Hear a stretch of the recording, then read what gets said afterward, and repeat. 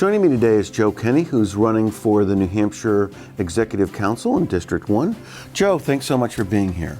Good to see you, John. Good to see you. So this is finished your first term as Executive Councilor? Well, I ran in a special election, so you could arguably say it's my third term. Okay. Talk to me about the last several terms as Executive Council, what you've learned and what you're taking in while you're running, re-upping. Well, you know, I'm from Wakefield, New Hampshire, from a small town, and so I kind of bring small town values to the position. I'm running really to help out people solve their problems within state government.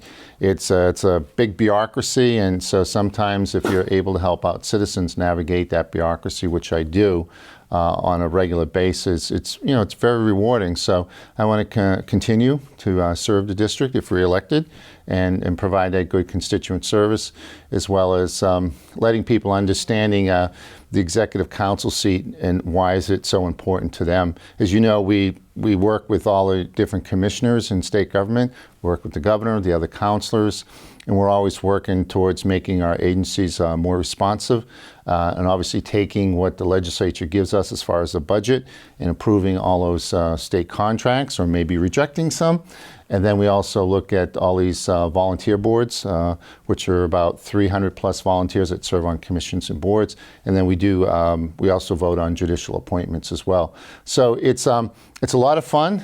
You need a strong outreach program.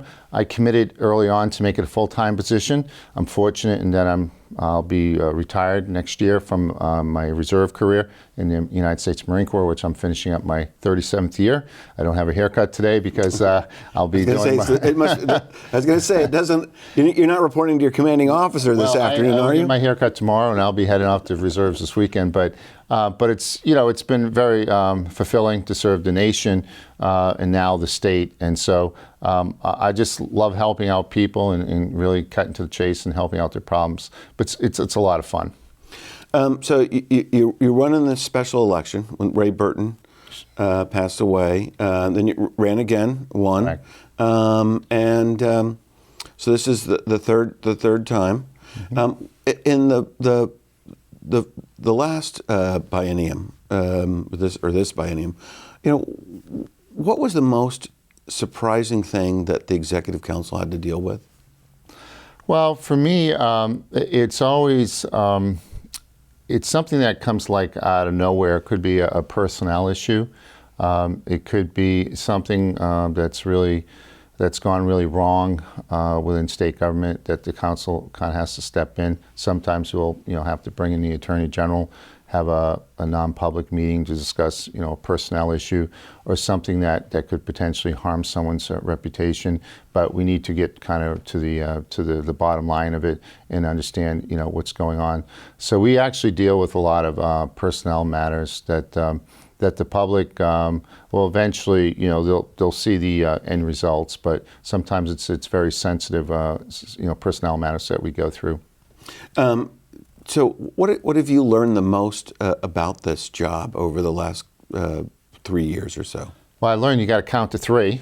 Nothing gets past the council without a 3 vote. That's the old saying on the Executive Council. Exactly. There are 5 members, and you need 3 out of 5. Well, and I've also learned a lot about the governor's kind of intermodal transportation, committee. Well, it's called GATSIT, and it's the Governor's Advisory Commission on Intermodal Transportation. So that really sets the tone for the 10-year highway improvement plan. So all these infrastructure projects, whether it's adding, Mechanic Street to the 10-year highway improvement plan in Lebanon, whether it's helping out with an I-93 project, whether it's helping out, with more resurfacing projects or red line bridges. So that's been really, a kind of a big responsibility that I see that I've worked quite diligently on. Also the economic development side, working with businesses within the business community. I've probably traveled into 100 different businesses, both small and manufacturing, to get an understanding of what their concerns and issues are.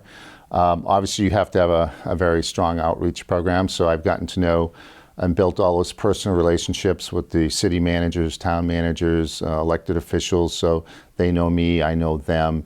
And so if there's a concern, they know they can call me and try to streamline some of those problems to the state agencies so we can come up with some solutions. Well, let's stop there. When we return, we're going to continue our conversation focusing on the activities of the Executive Council, so please stay with us.